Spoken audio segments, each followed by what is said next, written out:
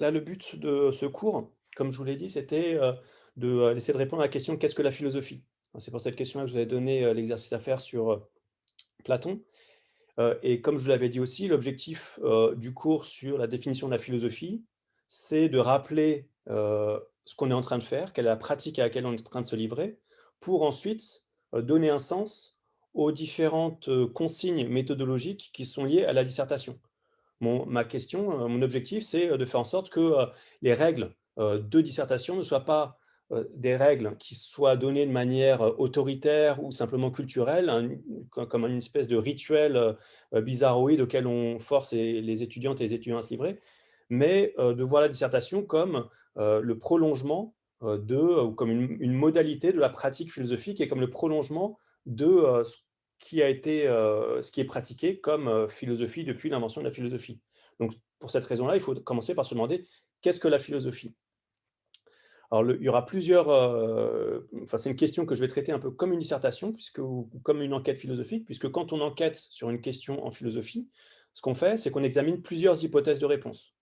Comme vous le savez, toutes et toutes déjà, c'est que la philosophie, ce n'est pas, travailler de manière dogmatique, ce n'est pas une pensée qui est dogmatique, c'est une pensée qui explore des hypothèses. Donc de la même manière, pour déjà essayer de définir la philosophie, je vais procéder comme on procède en philosophie, c'est-à-dire en examinant des hypothèses de réponse ou des chemins possibles pour obtenir une réponse. Donc un 1er chemin qu'on pourrait, essayer de parcourir, c'est, l'approche institutionnelle. C'est-à-dire se demander: «Qu'est-ce que la philosophie en tant qu'institution, qui est, définie, dans un cadre social, dans un cadre, culturel?»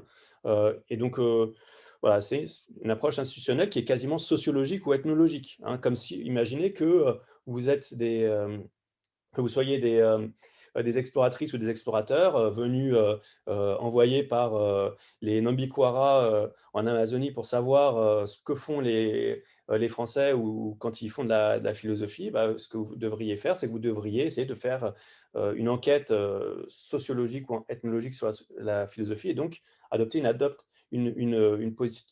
enquête, une approche institutionnelle. Pour ça, qu'est-ce que vous devriez faire en tant qu'enquêtrice ou enquêteur? Vous devriez essayer de trouver un endroit où on pratique la philosophie, ce qui vous donnerait une première définition, c'est que la philosophie, c'est ce qui est enseigné en cours de philosophie.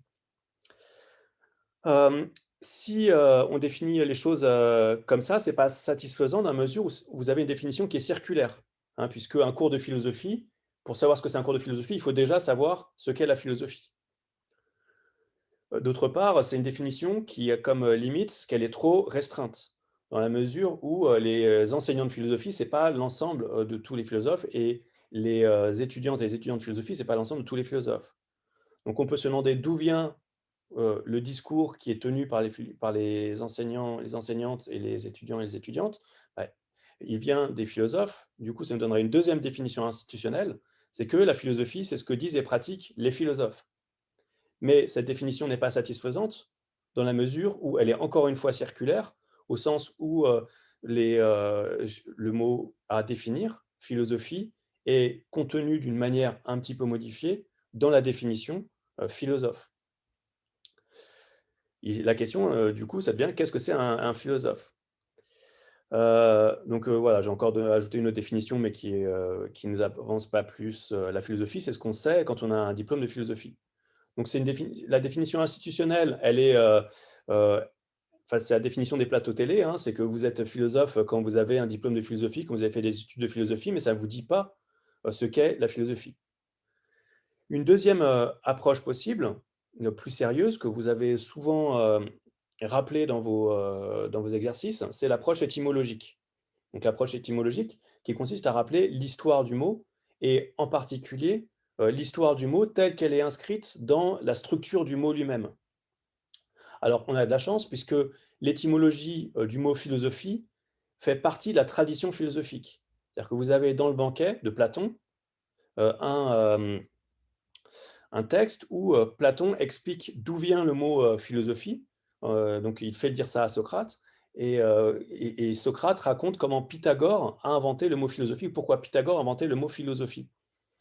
Et le mot philosophie est décomposé en deux parties, selon Platon, qui fait parler Socrate, qui attribue ça à Pythagore, hein, donc on a une espèce d'emboîtement de citations.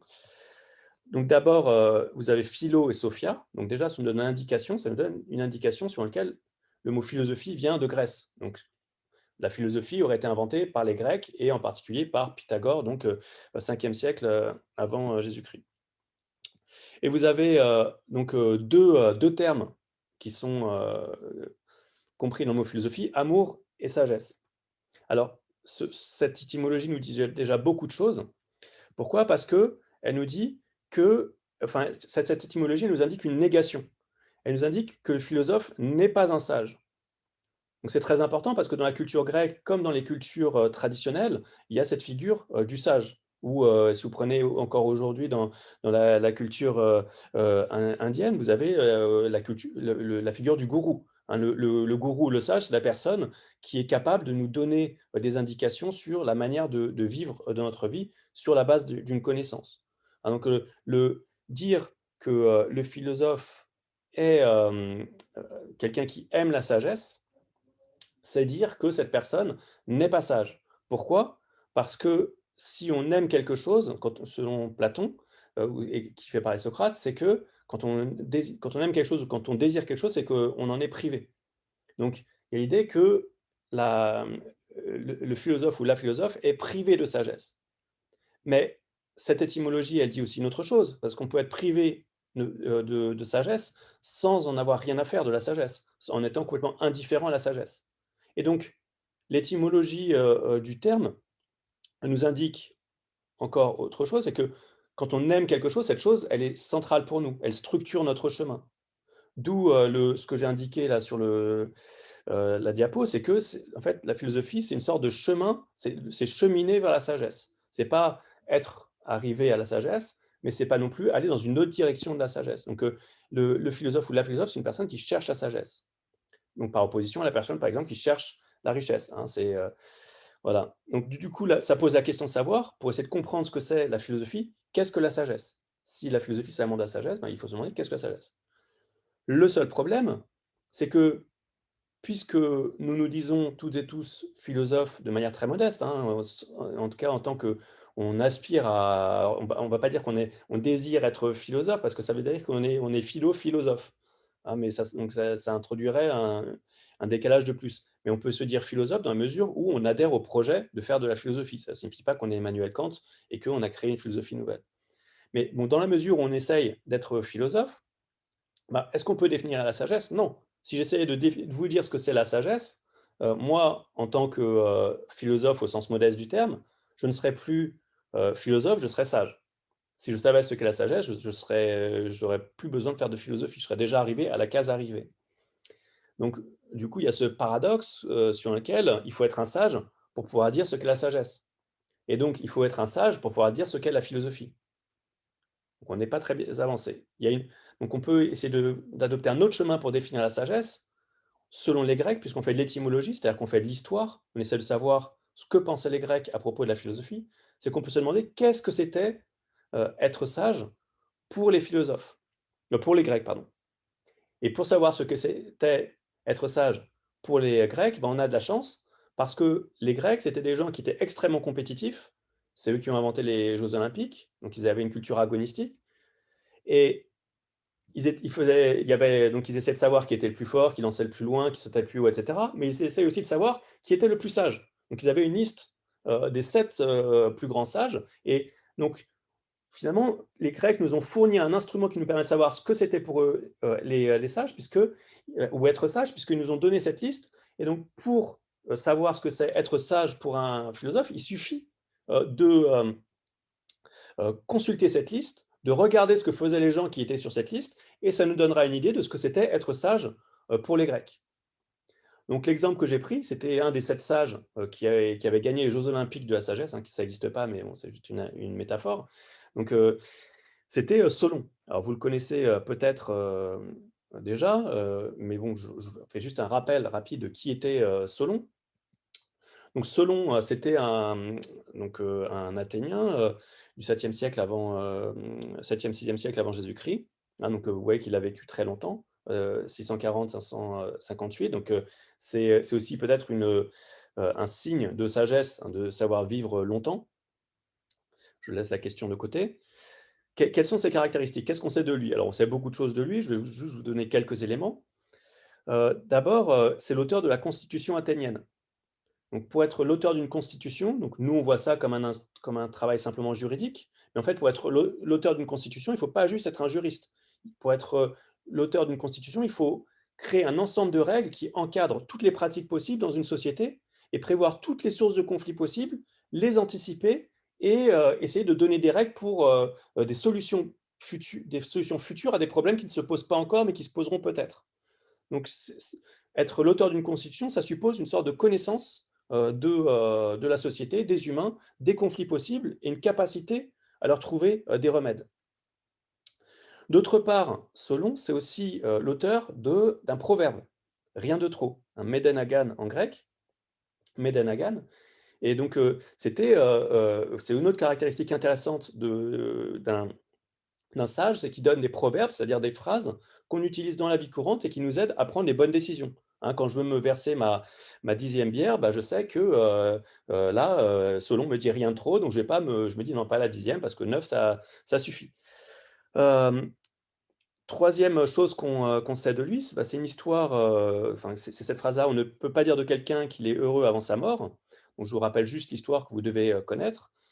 Donc, c'était à l'époque de Crésus, que vous connaissez parce que son nom est passé dans le langage ordinaire, donc riche comme Crésus. Alors pourquoi Crésus était très riche? C'est la photo que je vous ai mise à droite, hein, ça se situe en Grèce, hein, son ancien royaume. Vous aviez un fleuve qui s'appelle le Pactole, et le Pactole charriait des pépites d'or. Et du coup, il avait la chance d'avoir ce fleuve dans son jardin, un peu comme aujourd'hui on peut avoir la chance d'avoir un puits de pétrole dans son jardin, et du coup, il était immensément riche. Qu'est-ce qu'il a voulu faire comme toute personne riche? Bah, comme toute personne riche, il a voulu se vanter, hein, montrer à tous les autres qu'il est plus riche qu'eux, qu'il est plus heureux qu'eux. Et pour se vanter, bah, il a eu besoin de faire ce qu'on a besoin de faire aujourd'hui quand on veut être reconnu pour une qualité. Il a eu besoin d'une certification. Et bon, évidemment, tout ce que je dis de manière assez ironique, hein, pour celles et ceux qui ne voient pas que je fais un peu d'humour, mais bon, voilà, je veux pas. Enfin, bref. Donc, il a besoin d'une certification. Et qui est le certificateur? Bah, c'est le sage. Le sage qui va pouvoir dire pouvoir attester que Crésus est vraiment l'homme qui a le plus de chance dans tout le Moyen-Orient antique et dans tout le monde antique. Et donc, il invite Crésus chez lui. Et il invite Solon chez lui pour lui montrer ses richesses et pour faire dire à Solon qu'il est vraiment l'homme le plus heureux de l'Antiquité. Et donc il lui montre ses palais, ses jacuzzis, ses jaguars, ses jets privés, etc. Et Solon regarde tout ça d'un œil assez indifférent. Et à la fin de la visite, puis après que Crésus lui ait fait offert moult festins, etc., Solon dit cette phrase: on ne peut pas dire de quelqu'un qu'il est heureux avant sa mort. Et donc, à ce moment-là, Crésus se met en colère parce que il dit quoi, Solon, je t'invite chez moi, je partage avec toi mes richesses, et toi, tu me parles de ma mort et tu refuses de dire que je suis le plus heureux des hommes. Donc, ça, c'est la première partie de l'histoire. La seconde partie de l'histoire, c'est que Crésus a voulu augmenter encore son royaume, parce que comme les gens riches, ils souffrent de ce que les Grecs appellent la pléonexie, le désir d'avoir toujours plus. Donc il voulait encore étendre son royaume, sauf qu'il perd cette guerre. Et son adversaire, si je ne me trompe pas, c'est Cyrus, peut-être que j'ai une bêtise, mais comme elle est enregistrée, vous pourrez vérifier plus tard. Et voilà, bon. Voilà, donc c'est peut-être Cyrus, mais je vérifierai moi-même. Et donc décide de le faire de brûler Crésus sur un bûcher. Là, c'est ce qui est représenté sur ce vase. Et à ce moment-là, Crésus se souvient de Solon et comprend le sens de la phrase de Solon. Il comprend que même s'il avait une richesse très importante à un moment donné, qu'il avait tout ce que pouvait désirer un homme à un moment donné, on ne pouvait pas dire qu'il était heureux avant, d'être mort, avant de voir comment il va mourir, parce qu'il a tout perdu et qu'il va mourir dans des conditions atroces. Et à ce moment-là, l'histoire, veut que, Cyrus, demande, à ses esclaves, que dit Crésus sur son bûcher et donc il fait venir Crésus et Crésus lui raconte l'histoire de Solon et en hommage à Solon, Cyrus donne la vie sauve à Crésus, si bien que finalement Solon a sauvé la vie à Crésus. Voilà, donc si on essaie de dégager de cette histoire, de cette figure de Solon des caractéristiques du sage, on en a plusieurs. Hein, donc, comme j'ai dit, il connaît le cœur des humains. On peut lui demander conseil. Il est conscient de la fragilité de l'existence, c'est-à-dire que ce qu'a fait Solon, c'est qu'il ne s'est pas laissé illusionner par l'apparence de grandeur, mais il a vu que la grandeur n'a de sens que dans une durée et que ce qui aujourd'hui paraît stable peut être détruit demain. Donc il a conscience de la fragilité de l'existence, il ne se laisse pas illusionner par les grandeurs apparentes, et d'autre part, il sait comment être heureux. Hein, Médaille Nagan, rien de trop, il faut trouver la juste mesure. Du coup, on peut définir le sage comme celui qu'on va consulter pour déterminer nos choix de vie ou pour régler des conflits. Alors, on peut se demander quelle est la différence entre un sage et un prêtre pour finir la définition du sage, parce qu'il y a aussi cette figure du prêtre dans l'Antiquité et aussi également chez nous. Et on peut se demander comment le sage peut savoir ce qu'il faut faire sans s'appuyer sur la connaissance de la volonté divine. Pourquoi? Parce que bah, la différence entre le sage et le prêtre, c'est que le prêtre reçoit une connaissance de ce qu'il faut faire de Dieu via une révélation. Hein. Alors si on peut donner une définition du prêtre qui soit neutre, c'est-à-dire qui soit satisfaisante aussi bien pour les gens religieux que pour les gens qui ne le sont pas. Donc un prêtre, c'est une personne qui, dans une société, a pour fonction de mettre en rapport le groupe avec le divin. Le sage n'est pas un prêtre. C'est-à-dire que le prêtre peut plus facilement nous dire, ce qu'il faut faire dans la mesure où il est le dépositaire, soit direct, enfin plutôt indirect, de la parole divine, mais le sage ne peut pas se prévaloir d'un rapport avec Dieu. Donc comment fait-il pour savoir ce qu'il faut faire sans passer par un rapport direct avec Dieu?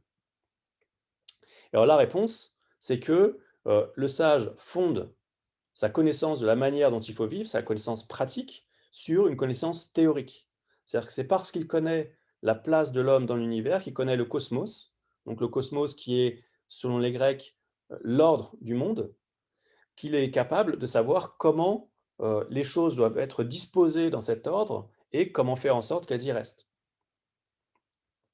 Alors, du coup, on pourrait dire que si la philosophie, c'est la recherche de la sagesse, et si la sagesse, c'est une quête de savoir, enfin, c'est une quête de savoir pratique, c'est-à-dire de connaissance de la manière de s'orienter dans l'existence sur la base d'une connaissance du cosmos, bah, que la philosophie, c'est l'effort pour déterminer par l'expérience et la réflexion donc sur le cosmos, sur le monde, ce que sont les vraies valeurs de la vie humaine.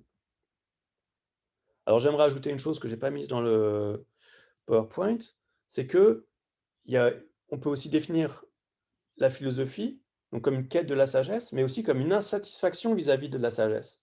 Pourquoi? Parce que si, comme je vous ai dit, les Grecs avaient leurs 7 sages. Or, le mot philosophie est inventé après la sagesse. Donc il y a une énigme. Pourquoi est-ce que les Grecs ont eu besoin d'inventer une quête de la sagesse alors qu'ils avaient déjà leur stock de sages qui était déjà bien défini?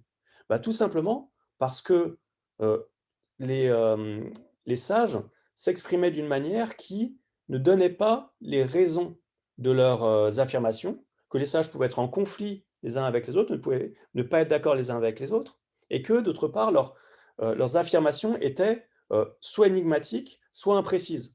Alors je vous donne un exemple, quand Solon vous dit rien de trop. Quand Solon vous dit rien de trop, d'accord, c'est très sage de dire rien de trop, mais c'est très insatisfaisant aussi. Parce que on peut se demander premièrement pourquoi rien de trop? Après tout, les excès, c'est très bien. Les excès, aussi bien dans un sens que dans l'autre. hein. L'ascétisme, ça peut être intéressant et puis, aussi, se bâfrer de temps en temps, ça peut être aussi, pour Noël ou je sais pas, quand on fait des repas de famille ou voilà, ça peut être aussi une bonne chose. Donc pourquoi rien de trop? Donc il faut justifier.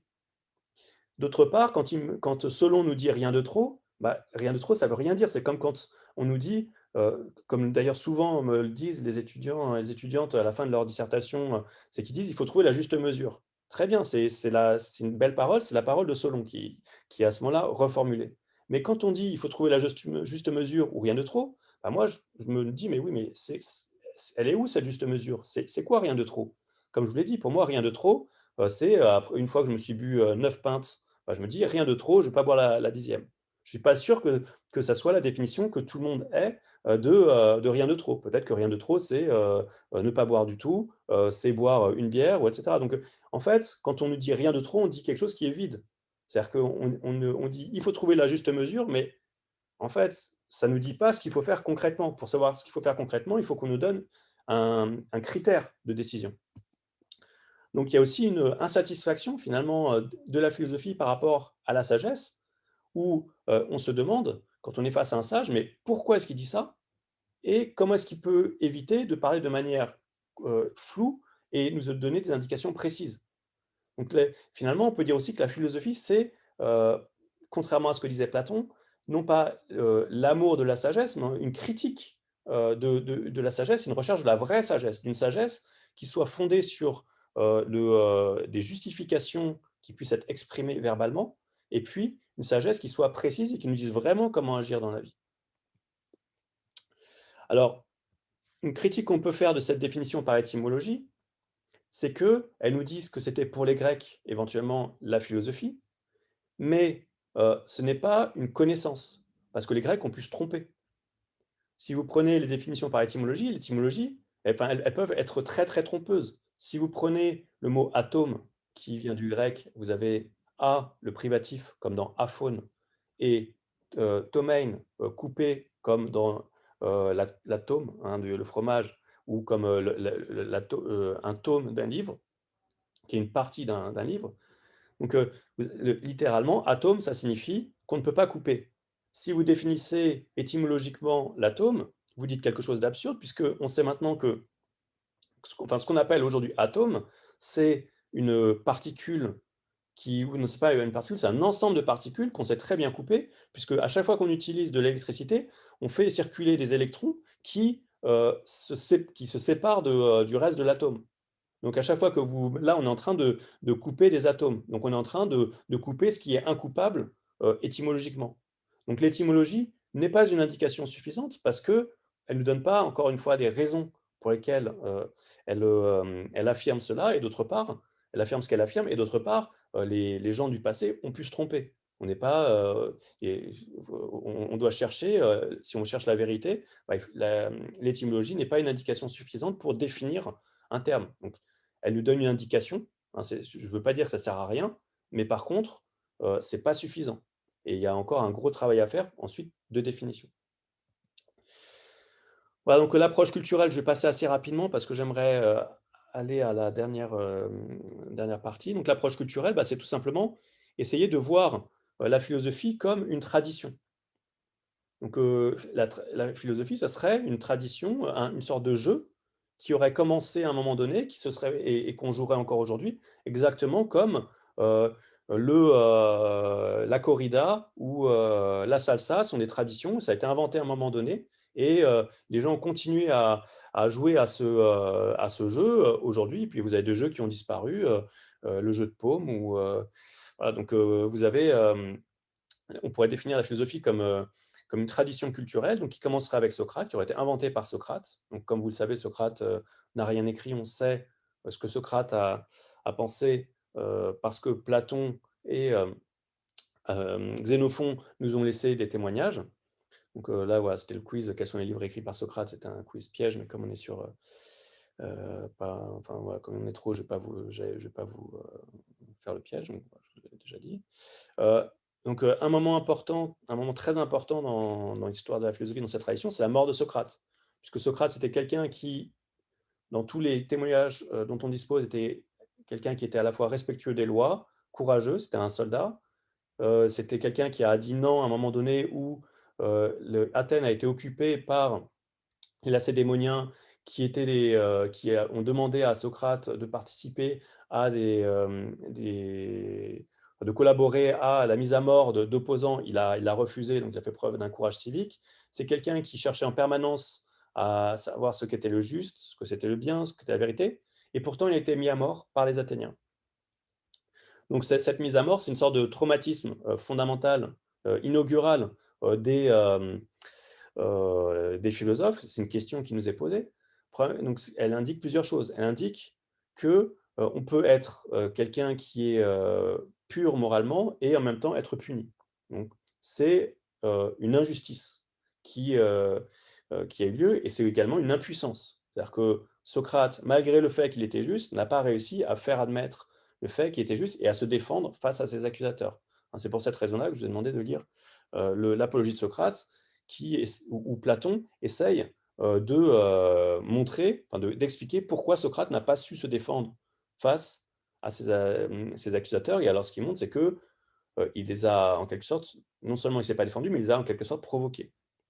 Mais il les a provoqués simplement en revendiquant ce qu'il était et en refusant de répondre à de fausses questions et en montrant, enfin de fausses accusations, et en essayant d'expliquer pourquoi il était accusé injustement. Il essaie de faire la généalogie de l'accusation entre pourquoi les gens veulent sa mort.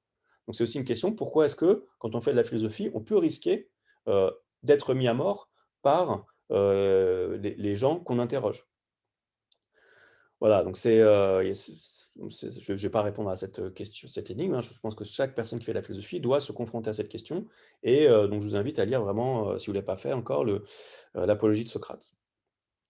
Voilà, donc je vais passer là-dessus. Donc là, voilà, c'était juste quelques personnages enfin, comment dire, participent à cette tradition. Et du coup, j'ai mis quand même Confucius et Bouddha, parce que Confucius et Bouddha, ce sont des sages.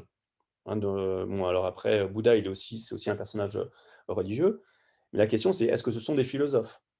Si on définit la philosophie comme le jeu qui était joué par Socrate, dans la mesure où ni Confucius ni Bouddha ne pouvaient connaître Socrate et non pratiquer le type de jeu auquel jouait Socrate, donc je vais essayer de définir après ce que c'est ce jeu, on peut dire que ce ne sont pas des philosophes, mais ce sont des sages.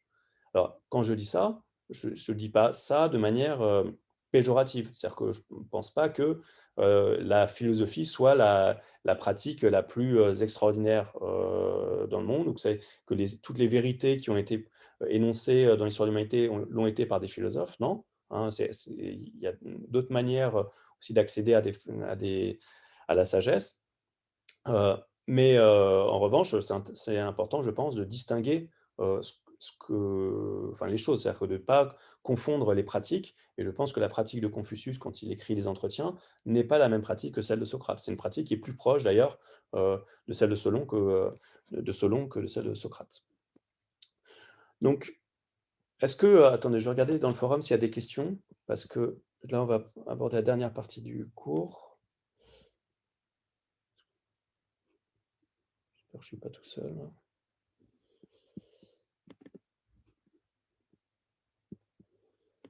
Alors...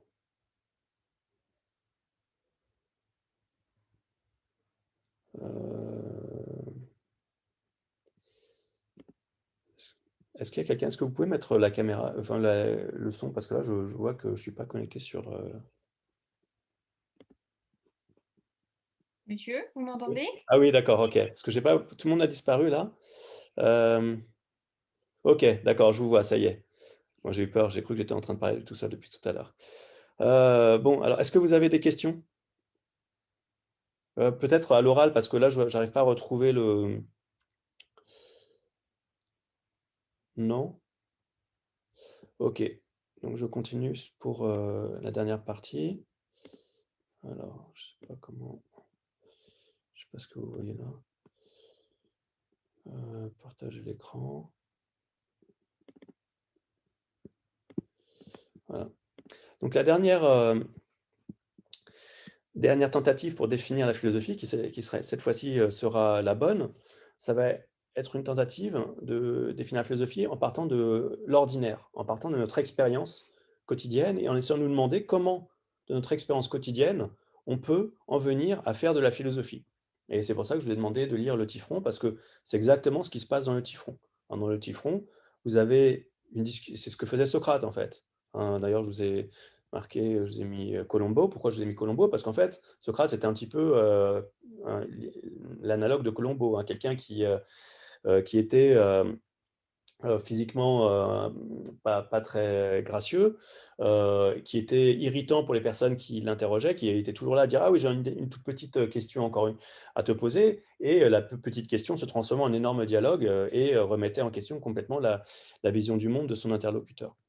Donc, j'aimerais voilà, nous demander, essayer de savoir comment est-ce qu'on peut refaire le geste de Socrate. Au lieu de juste de dire on veut être fidèle à Socrate, on peut se demander mais comment est-ce qu'on peut, dans la vie courante, refaire le geste de Socrate, c'est-à-dire passer d'une discussion ordinaire à la philosophie. Donc d'abord, Allô? oui, est-ce que vous Oui, m'entendez? Oui, juste, il y a une question dans le chat, c'est tout. oui, C'était juste pour... attendez, peut-être que vous me la posez comme ça parce que j'arrive pas à le voir le chat là. D'accord. Ouais, Je la lis pour Thomas Riputo alors. d'accord. Euh, un philosophe cherche à démontrer une idée, mais... Oh là, attendez, j'arrive. Un philosophe cherche à démontrer une idée, mais jusqu'à sa mort, il n'atteindra jamais de réponse, puisqu'avoir une vérité n'est pas être un philosophe. Point d'interrogation. Je ne sais pas si ma question est claire. Alors, donc, qu'est-ce qui a posé cette question? Thomas Riputo. Ah, Thomas, merci Thomas pour la question et merci Elie pour la lecture. Donc, alors, pour l'instant, on n'a pas la définition de la philosophie. Donc, je ne peux pas vous répondre à votre question pour l'instant. Parce qu'on n'est pas encore arrivé à la définition. On a juste vu des possibilités de définition ou des pistes qui nous permettent éventuellement d'arriver à la définition. Mais là où vous avez raison, si je pars de ce qu'on a dit, c'est que si on définit le philosophe comme celui qui aime la sagesse ou celle qui aime la sagesse, qui désire la sagesse, effectivement, à partir du moment où on atteint la sagesse, on cesse d'être philosophe. Donc, selon cette définition-là, la philosophie n'est pas une fin en soi, c'est une activité qui est vouée à être dépassée, qui est vouée à obtenir un résultat qui serait la connaissance, qui serait la sagesse. Donc, de ce point de vue-là, vous avez entièrement raison, Thomas. C'est-à-dire que si on veut rester philosophe, c'est un peu comme si on désirait rester en permanence dans le désir et ne jamais avoir la satisfaction du désir. Voilà.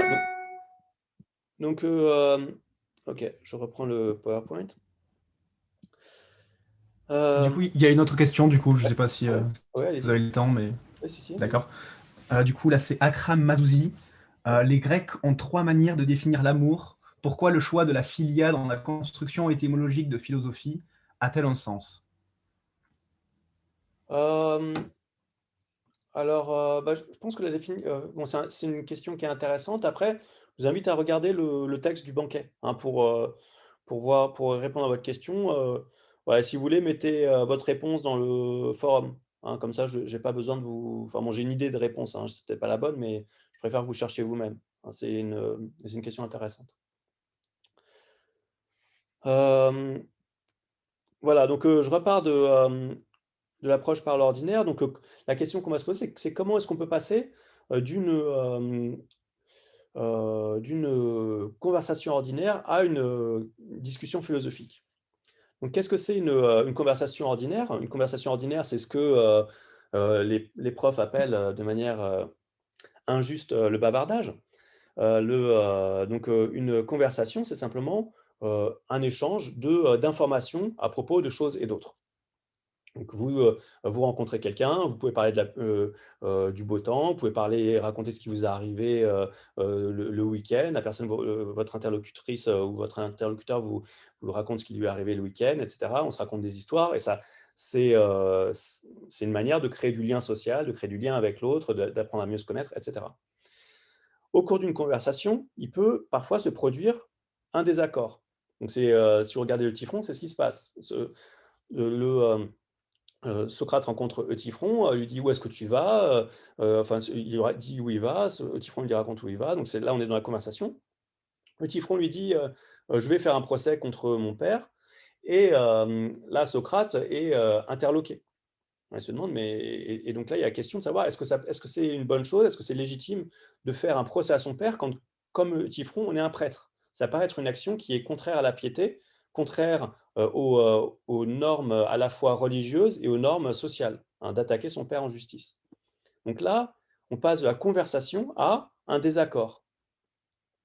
Alors, quelle est la différence entre enfin, qu'est-ce que c'est un désaccord? C'est important de définir ce que c'est un désaccord. Donc, quand vous avez un désaccord avec quelqu'un, à la différence avec une conversation, bah, c'est que, quand vous avez un désaccord, vous avez plusieurs conditions qui doivent être satisfaites pour avoir un désaccord. Alors pour expliquer ça, il faut juste, d'abord savoir ce que c'est, dire quelque chose. Qu'est-ce que c'est dire quelque chose? Qu'est-ce qu'on fait quand on dit quelque chose? Quand on dit quelque chose, on utilise le langage. Le langage, peut servir à faire plusieurs choses. Il peut servir à appeler quelqu'un, être voilà, et cetera. Il peut servir à demander qu'on nous donne des choses, il peut servir à donner des ordres. Mais quand on a, un désaccord, en fait, on utilise une autre, fonction du langage qui est, d'affirmer ou de nier quelque chose. Donc quand on est en désaccord avec quelqu'un, en fait, c'est parce que la personne affirme quelque chose que nous-mêmes nions. Donc c'est la fonction, apophatique, hein, du langage, selon, Aristote. Et alors pour, préciser ça, pour affirmer quelque chose, pour qu'on ait une affirmation, en fait, il faut que vous ayez, 3 éléments.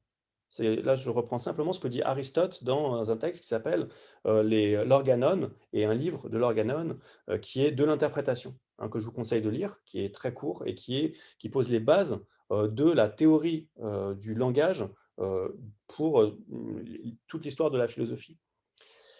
Donc, dans ce que dit, Aristote dans de l'interprétation, c'est que donc pour qu'on ait, une, affirmation, une proposition, un énoncé apophantique, il faut qu'on ait 3 éléments. Il faut d'abord qu'on ait, heu, un sujet, il faut qu'on parle de quelque chose.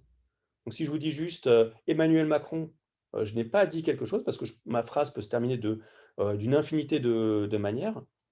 Donc si je vous dis juste ça, j'ai rien dit. Vous pouvez pas être d'accord ou en désaccord avec moi si je vous dis juste Emmanuel Macron. Vous pouvez pas être en désaccord avec ce que je dis. Donc pour que vous soyez en désaccord, il faut encore que je dise quelque chose à propos d'Emmanuel Macron. Par exemple, Emmanuel Macron est, le champion du monde de lancer de savate. Donc, c'est là, j'ai dit quelque chose à propos d'Emmanuel Macron, j'ai ajouté un prédicat au sujet, c'est, champion du monde de lancer de savate. Si je vous dis juste champion du monde de lancer de savate, si je vous dis juste le prédicat, j'ai rien dit non plus. Parce que voilà, si je vous dis juste champion du monde du lancer de savate, vous ne pouvez pas être en accord, en désaccord. Vous attendez encore de savoir ce que je veux dire. Donc quand est-ce que j'ai dit quelque chose? C'est quand j'ai mis en rapport le sujet, le prédicat avec la copule être, qui est soit affirmative, soit négative, soit est, soit n'est pas. Ah donc quand on dit quelque chose, pour dire vraiment quelque chose, pas juste parler, il faut, que, vous ayez, l'attribution d'un prédicat à un sujet, par une affirmation, par une copule affirmative ou négative, donc soit affirmé, soit nié. Et qu'est-ce que c'est affirmer ou nier? C'est rapporter, le prédicat à la copule, soit séparer le prédicat et la copule. Je peux aussi dire, Emmanuel Macron n'est pas champion du monde de lancer de savate. Donc vous avez, une contradiction et un désaccord vous avez un désaccord quand vous avez une contradiction. Et quand est-ce que vous avez une contradiction? C'est quand vous avez le même sujet, le même prédicat, mais qu'une personne pense que le prédicat doit être attribué au sujet et que l'autre personne pense que le prédicat ne doit pas être attribué au sujet. Donc, quand l'une, dit, emploie le est et que l'autre dit n'est pas, hein, tout simplement. Si vous n'avez pas ces 2 conditions, ces 3 éléments, hein, donc, un même sujet, pardon, j'essaie de non, parce que j'essaie de dire plusieurs choses en même temps. Donc si vous n'avez pas ces 2 éléments communs, le même sujet, le même prédicat, vous ne pouvez pas avoir de désaccord. Et ensuite, la différence entre les personnes qui sont en désaccord, elle est dans les modalités de liaison entre le sujet et le prédicat, soit donc, être, soit n'être pas, soit les lier, soit les séparer. Donc, du coup, si on prend le Tifron, on peut appliquer voir si ça marche et à mon avis, oui, ça marche. Donc, le sujet, c'est, faire un procès à son père, heu, le prédicat, c'est, être pieux, hein, P-I-E-U-X. Est-ce que c'est, fidèle aux valeurs religieuses? Et est ou n'est pas, hein. Donc Eutyphron dit que c'est pieux de faire un procès à son père, et Socrate dit que ce n'est pas pieux de faire un procès à son père. Alors que faire quand on a un désaccord? Vous avez plusieurs manières de réagir. Alors, bon voilà, j'ai pris l'exemple aussi un autre exemple, hein, ce film est un bon film, ce film n'est pas un bon film. Ouais, donc j'ai donné une définition, il y a des accords quand 2 personnes attribuent à une même personne à une même chose des propriétés incompatibles, hein, donc une même chose, c'est un même sujet, des propriétés incompatibles, c'est des prédicats. Donc j'ai donné un exemple, hein, 2 personnes qui c'est un philosophe qui a fait cette bande dessinée, donc je me la suis appropriée. Donc c'est 2 personnes qui sortent du cinéma, donc l'un est complètement ému, hein, et l'autre, au contraire a trouvé que le film était nul. Voilà, donc tu as pas aimé, on peut dire ça comme ça, si on aime les euphémismes. Donc là, désaccord. Donc j'ai un peu ajouté, hein, il est génial ce film, et l'autre dit que, le film est pas bon. Alors que faire à ce moment-là? Donc vous avez plusieurs solutions. Première solution, c'est pratiquer l'attaque ad hominem. Donc si vous êtes en désaccord avec quelqu'un, c'est l'attitude la plus spontanée qu'on ait, c'est qu'on attaque la personne. Par exemple, si vous êtes, face à quelqu'un qui, n'a pas, aimé un film que vous avez aimé, bah, une bonne technique, c'est, de dire, «De toute façon, tu connais rien au cinéma, tu as des goûts vraiment, extrêmement, délétères». Enfin, je ne vais pas employer des mots grossiers, donc mais bon, vous pouvez, compléter les petits points. Donc vous attaquez, la personne, si bien que, la personne, elle, va aussi, soit devoir se justifier, dire: «Non, je connais très bien le cinéma», mais donc la le sujet ici du désaccord n'est plus ce dont on était en train de parler, c'est-à-dire le film, mais il y a un déplacement puisque le sujet, du désaccord devient, la personne qui parle. Donc au lieu de parler du film, on se met à parler de chacun d'entre nous et de savoir qui est le meilleur spécialiste ou le moins bon spécialiste, en matière de cinéma. Et voilà, donc de toute façon, tu n'as aucun goût en ce qui concerne le cinéma, très bonne technique. Et donc ensuite, une fois qu'on a fait ça, bah, on passe assez facilement aux insultes. Donc qu'est-ce que c'est? La différence entre l'attaque ad hominem et l'insulte, c'est que l'insulte, on dit des choses, non pas parce qu'on pense qu'elles sont vraies, hein, on ne connaît pas la profession de la mère de la personne qu'on insulte, mais on l'a dit parce que, dans notre culture, dire cela, c'est manifester un mépris, pour la personne et manifester le fait que la personne n'a pas d'honneur. Donc c'est une autre attitude, démarche logique. Ensuite, on passe à la violence, puisque quand on fait quand on attaque notre honneur, bah, il y a des émotions qui viennent de part et d'autre, il y a risque de violence et ensuite, voilà, on va en prison ou alors, on meurt selon qu'on est celui qui assassine ou celui qui est assassiné. Donc évidemment, c'est pas la bonne, réponse. Bon, là, je passe. Donc on va éviter, cette solution-là. Donc il y a une autre, est-ce qu'il y a une autre solution? Alors, une autre solution, c'est l'accord apparent. Donc, par exemple, vous avez adoré le film, la personne à qui vous discutez a détesté le film, bah, vous pouvez très bien dire, «Ah non, je me suis trompé, en fait, j'ai aussi détesté, ce film» et donc, voilà, faire comme si vous étiez d'accord, avec la personne. Évidemment, c'est pas une bonne solution parce que ça vous empêche que votre opinion soit reconnue déjà et puis ça vous empêche de connaître la vérité. C'est-à-dire que est-ce que le film était un bon film ou un mauvais film? Si vous faites ça, vous pourrez jamais le savoir. Peut-être que, vous êtes trompé, peut-être que vous avez raison. Si vous renoncez tout de suite à votre opinion, bah, il est possible que même, que vous ayez raison, même si c'est vrai qu'il faut être modeste et pas penser qu'on a toujours raison, hein. Mais il faut pas non plus être trop modeste et penser qu'on a toujours tort. Donc, le bon côté de l'accord apparent, c'est que ça permet de revenir à la conversation, ça permet de rétablir, le lien, mais le mauvais côté, c'est que ça empêche de connaître la vérité. Donc, par exemple, si vous faites de la politique, bah, essayez de pratiquer la méthode de l'accord apparent parce que ça vous permet, d'éviter, de heurter les gens et puis de faire croire que vous êtes d'accord avec eux. Mais par contre, en philosophie, si on cherche la vérité, c'est pas une bonne solution. Est-ce qu'il y a une autre solution?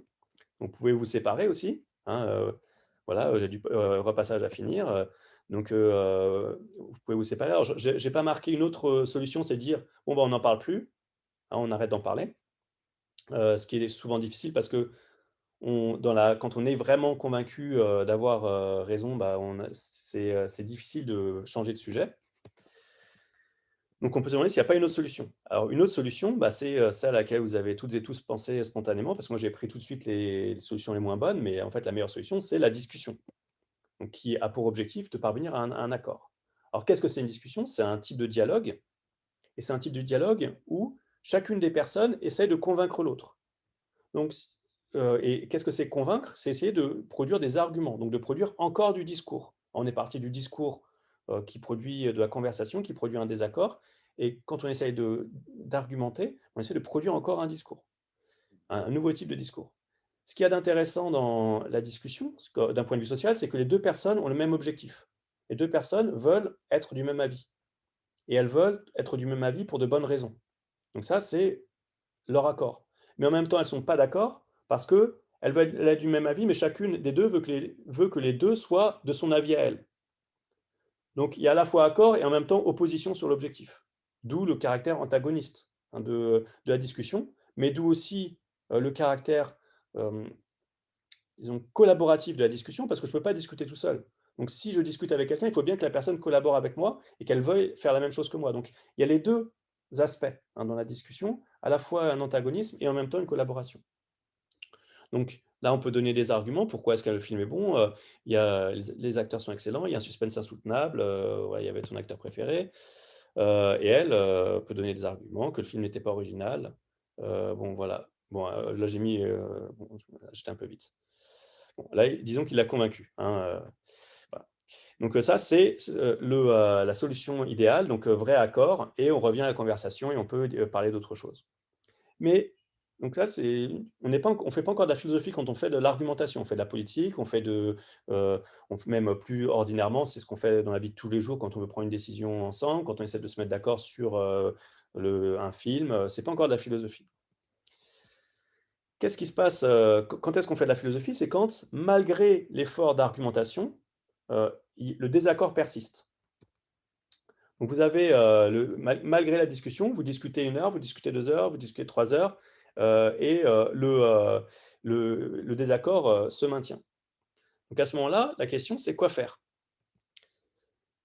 Donc qu'est-ce qu'on peut faire dans une telle situation? Bon, est-ce qu'on peut, alors soit donc, soit si le désaccord se prolonge, c'est là où ça devient quasiment de plus en plus enfin pas normal, mais de plus en plus tentant, soit de passer à l'accord apparent, oui, dire d'accord, tu as raison, soit de se séparer, soit d'user de violence, hein. En fait, en général, les gens ne commencent pas tout de suite à s'insulter quand ils sont en désaccord. Ils s'insultent ou ils utilisent des attaques ad hominem quand ils sont impuissants à convaincre l'autre, quand ils réalisent que leurs arguments ne parviennent pas à arracher à autrui l'accord. Donc, est-ce qu'il y a une autre solution que celle qu'on a vue? Pardon, hein, donc là, je vais passer. Voilà. Donc, la question qu'on peut se poser, c'est comment prolonger la discussion quand tout le monde a épuisé ses arguments sans qu'aucun accord ait été trouvé et sans on utilise soit la violence, soit la séparation, soit les autres solutions que j'ai envisagées. Et alors, c'est là où Socrate et la philosophie intervient. Donc, qu'est-ce qu'a fait Socrate, en fait? Si vous regardez dans le Tifron, c'est qu'il a inventé une question qui permet de poursuivre la discussion. C'est que si vous n'êtes pas d'accord sur ce que c'est un bon film, ou si vous n'êtes pas d'accord pour savoir si un acte est pieux, conforme à ce que veulent les dieux ou pas, bah, vous pouvez inventer une nouvelle question. Alors, quelle est la question qu'a inventée Socrate et qui, à mon avis, définit la pratique philosophique et qui définit l'effort que font les gens qui suivent encore de nos jours ce qu'a inventé Socrate, c'est qu'ils disent, mais finalement, ça fait 1 heure qu'on discute pour savoir si ce film est un bon film ou un mauvais film. Tu m'as donné plein d'arguments, que le film avait un bon scénario, que le film avait beaucoup d'effets spéciaux, etc. Mais il y a une question qu'on ne s'est pas posée, c'est qu'est-ce que c'est un bon film? Quels sont les critères qui font qu'un film est un bon film? De la même manière, dans le Tifron, Socrate passe à une question philosophique qui est plus simplement une question ordinaire, qui est, mais finalement, c'est quoi la piété? On est en train de se demander, est-ce que c'est pieux ou pas d'intenter un procès à son père? Mais avant de se poser cette question-là, il faudrait se demander, qu'est-ce que la piété? Quels sont les critères qui nous permettent de définir ce qu'est être pieux ou ne pas être pieux? Voilà, donc, mais qu'est-ce que c'est pour toi un bon film?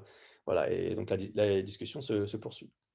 Du coup, on peut en tirer une définition de la philosophie, donc, comme, par opposition au débat ordinaire.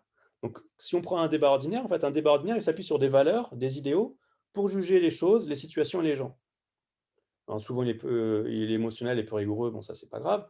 Mais ce qui est intéressant, c'est que le débat philosophique, il porte sur ces idéaux, sur ces valeurs qu'on utilise dans les débats ordinaires. Donc un débat philosophique, c'est une discussion rationnelle qui porte sur les essences, Donc, essence, c'est plus général, mais en fait, ce que je veux dire, c'est que ces essences peuvent servir d'idéaux pour évaluer les êtres. Donc, par exemple, l'essence de ce que c'est être un bon film, l'essence de ce que c'est être pieux, l'essence de ce que c'est être juste. Hein, avant de savoir si notre société est juste ou injuste, bah, il faut d'abord se demander qu'est-ce que c'est être juste. Trouver des critères qui permettent de définir si une chose est juste ou non. Voilà, et donc finalement, on arrive à ce schéma où la discussion philosophique permet de parvenir à un accord réel sur la définition de ce que c'est le bon film ou la valeur dont on parlait auparavant, ce qui permet de revenir à la discussion ordinaire, de produire un accord réel et de revenir à la conversation.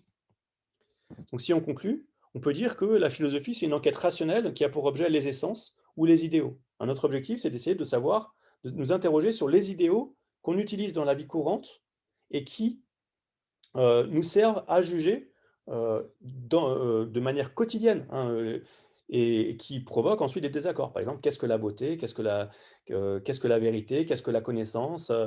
Et cetera, et cetera, hein. Donc, voilà, c'est ça enfin, la définition de la philosophie qu'on peut tirer de la vie ordinaire et qui nous permet ensuite de comprendre ce qu'a voulu faire Socrate. Là, on refait le même geste de Socrate et on comprend aussi pourquoi est-ce que la philosophie est définie comme une quête de sagesse, puisque une fois qu'on a connu, qu'on est parvenu à connaître ces idéaux, bah, on a acquis une forme de sagesse, puisqu'on est capable d'appliquer ces idéaux aux différentes situations de la vie pour arriver à juger les choses de manière correcte et ensuite nous comporter nous-mêmes de manière correcte. Hein, donc l'idéal du bonheur, bah, une fois qu'on sait quels sont les critères qui font qu'on est heureux, bah, on sait comment agir pour obtenir le bonheur. Voilà, donc c'était ça la définition à laquelle je voulais arriver et à laquelle on peut arriver sur la base de Le Tifron. Alors je vais arrêter de partager mon document. Voilà, est-ce que vous avez des questions? Est-ce que vous les voyez de nouveau ou pas? Ah oui, ça y est, là je vous vois. Oui, c'est bon? Non, Je vois je les parle du questions chat. aussi. Oui, oui, parfait. Alors, donc, oui, il y a beaucoup de questions.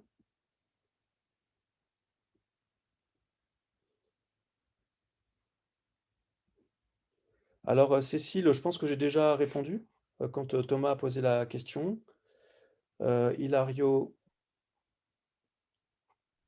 Alors peut-être qu'en fait, ce qui serait plus intéressant, c'est que vous répondiez les uns aux autres. Donc on va prendre les questions et si quelqu'un a une réponse, euh, la personne qui a une réponse peut essayer de répondre. Euh, alors, qui est le plus proche, hein? Qui est le plus proche de la philosophie, le penseur ou le sage, ou les deux? Qui aurait une réponse à cette question?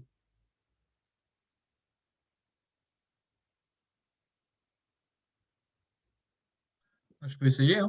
Oui, oui, allez-y, Youssef. On a parlé tout à l'heure que le philosophe, il était en quête de désir à travers le savoir. Ouais. Et que du coup, le sage avait déjà passé ce cap, entre guillemets. Donc, on pourrait estimer de ce fait-là, à partir de ce qu'on a dit dans ce cours, que le philosophe, du coup, est plus proche de la philosophie que le sage. Le sage l'a dépassé, apparemment. Si on reprend le cours. C'était ça la question, non? Alors, je ne suis pas sûr à 100%, Non. parce que là, c'était la comparaison entre le penseur et... Ah, le penseur. Ah, j'ai compris le ouais. sage et le philosophe. Je suis désolé. Alors, non, mais c'est pas grave, hein. Attendez, parce que j'essaie de comprendre. Oui, il y a une réponse de Morrigan. Le penseur. Après, en fait, si vous voulez, là, on peut appliquer la méthode de Socrate. C'est qu'avant de se disputer pour savoir, pour répondre à la question, il faut déjà se demander qu'est-ce que c'est un penseur, parce que moi, personnellement, je n'ai pas une définition comme ça. Donc, au lieu de se ruer sur la réponse, d'abord, il faut toujours se demander, mais finalement, est-ce que on est bien au clair sur les idéaux qu'on essaie d'appliquer? C'est ça l'attitude en fait fondamentale qu'a inventé Socrate. Et donc, en fait, pour moi, penseur, c'est un terme dont je n'ai pas la définition. Donc, c'est vrai que je suis incapable de répondre à cette question-là tant que je n'ai pas une définition de ce que c'est être penseur. Et le sage, est-ce qu'il a la philosophie? Alors, là aussi, je ne suis pas sage, donc je ne peux pas. Mais bon, ce qu'on voit, c'est que, par exemple, je trouve ça intéressant de voir enfin, la pratique des gourous hein, en Inde. Bah, c'est pas on n'est pas forcé de passer par la philosophie pour devenir sage. Hein, il y a d'autres manières d'accéder à la sagesse. Euh, Voilà. Être philosophe sur un état transitoire, comme le dit Cécile. Qui a une réponse à cette question?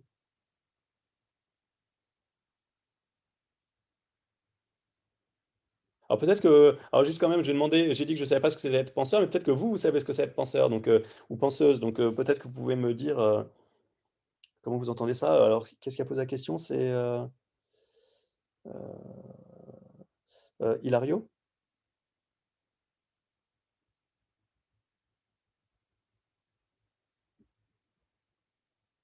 Je ne sais pas s'il est parti.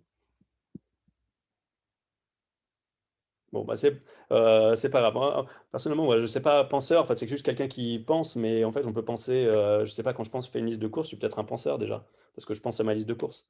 Donc, en fait, ou alors c'est quelqu'un, enfin, je sais pas, hein, ou penseur, c'est quelqu'un qui essaie de trouver la vérité juste en réfléchissant au lieu de, ou de trouver des solutions aux problèmes juste en réfléchissant, mais en fait, enfin, on fait ça tout le temps. Donc, pour moi, en fait, la catégorie de penseur, elle est trop générale pour être vraiment utile.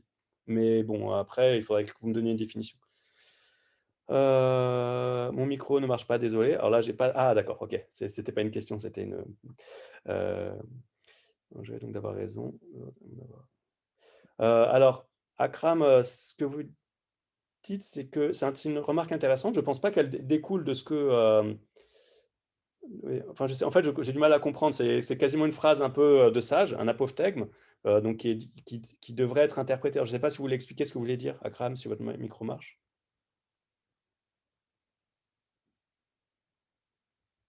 Non? L'enjeu est donc d'avoir raison de l'autre et non d'avoir raison, parce qu'en fait, là, vous faites un jeu de mots qui, ouais, ce qu'on appelle une syllèpse, hein, comme quand Pascal dit le cœur a ses raisons que la raison ne comprend pas, où vous utilisez avoir raison en deux sens différents. Donc là, ce que vous êtes en train de faire, pour moi, c'est un énoncé qui est poétique, qui est fort, hein, qui est joli, mais qui n'est pas un énoncé qui dit quelque chose que je peux discuter parce que vous jouez sur les mots. Donc, je vais essayer d'interpréter quand même ce que vous dites, parce que je pense que derrière, il y a une idée c'est que, en fait, vous vous demandez si le but de la discussion, c'est de convaincre, enfin de mettre l'autre de notre avis, ou si c'est de connaître la vérité. Et ça, c'est vrai que c'est une disjonction qui est très importante, qui est aussi structurante dans le geste de Socrate, puisque Socrate s'oppose aux sophistes et aux rhéteurs qui vendent la capacité à persuader. Et Socrate, dans le Gorgias, hein, qui est un dialogue aussi que je vous invite vraiment à lire, dans le Gorgias, oppose donc la personne qui essaie de convaincre les autres et la personne qui utilise l'argumentation pour elle-même trouver la vérité. Et d'où ce paradoxe de Socrate qui dit, moi, en fait, dans une discussion, mon objectif, c'est pas de convaincre l'autre, c'est que l'autre me convainque. Je suis pas content quand j'ai montré que j'avais raison, je suis content quand on m'a montré que j'avais tort.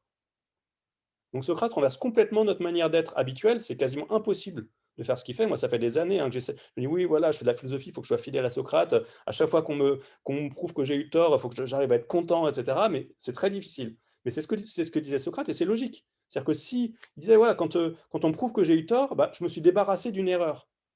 Donc j'ai progressé vers la vérité. Quand je prouve à l'autre que j'ai eu raison, bah, c'est lui qui a acquis une connaissance. Moi, j'ai pas changé, moi, j'ai pas progressé. Donc finalement, si mon but c'est la vérité, il faut que j'ai le maximum de discussions où on me montre à quel point je suis idiot et à quel point j'ai rien compris pour améliorer ma vision du monde. Alors, je dirais, là, Akram, vous êtes en train de répondre, aller de la vérité au doute. Dans ce sens-là, c'est une question compliquée que vous êtes en train de poser, donc je vais, mais après, peut-être que je vais ouvrir un forum en fait avec vos questions, hein, pour que vous puissiez avoir une discussion sur le cours, parce que en plus là, j'ai un autre cours là, après.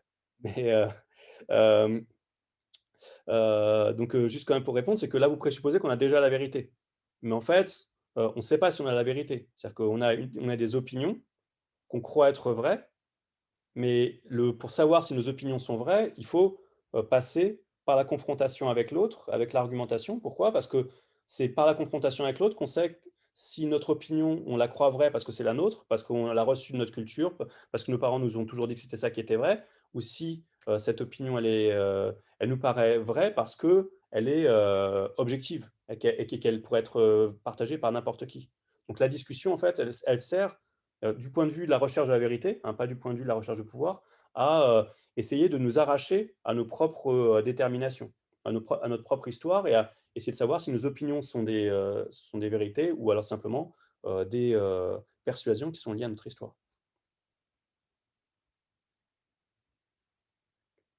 Alors Aurélien, voilà, peut-être que là, vous terminez aussi sur un énoncé à la Solon.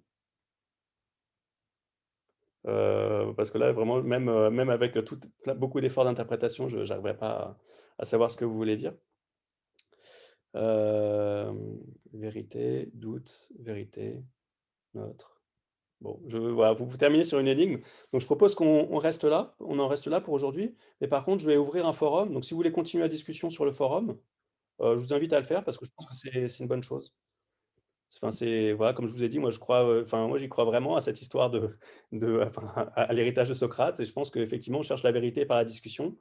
Pas la discussion avec les autres, la discussion qui est honnête, la discussion qui accepte enfin, qui accepte aussi le doute, qui accepte la remise en doute, qui accepte de dire qu'on ne sait pas. Et voilà, c'est ça, enfin, voilà, ce que je vous ai dit, moi, c'est vraiment ce que je crois. C'est pas, c'est pas un truc pour les étudiants. Et donc, c'est pour ça aussi, pour moi, c'est important que dans le forum, bah, il y ait des vraies discussions entre vous, parce que pour moi, c'est ça, faire de la philosophie. Voilà, donc bah, je vous dis à la semaine prochaine. Merci pour vos questions, pour votre écoute. Et voilà, et puis je vous souhaite tout de suite un forum. Bien. À bientôt. Au revoir.